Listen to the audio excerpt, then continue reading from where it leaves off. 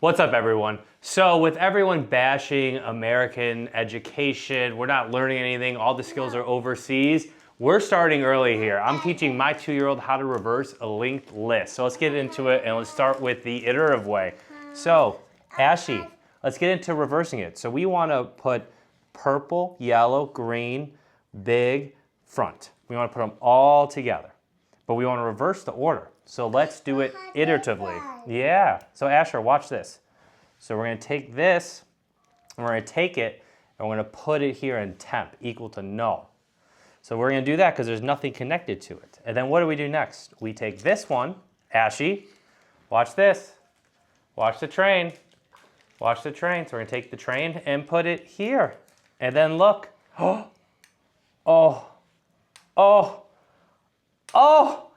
that's how we do it. We reversed it. High five. Boom. All right, but Ashley, this is not right. Is this right? We don't like this. This is not right. So let's reverse it back. So we're going to do this the recursive way. So we're going to start here, and we're going to go all the way to the end. Okay? So put your hand here. We're all the way at the end. So now this is the base case of recursion here. We're right here at the end. So now let's go up.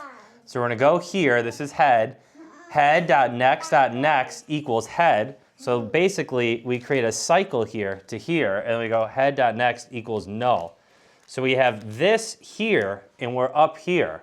So what we're going to do now, head.next, we're going to go like this, and then we're going to go like this. Pull it out. Perfect. And then we're just going to repeat the process. We create a little cycle here, Ashy, and we just keep going. Boom.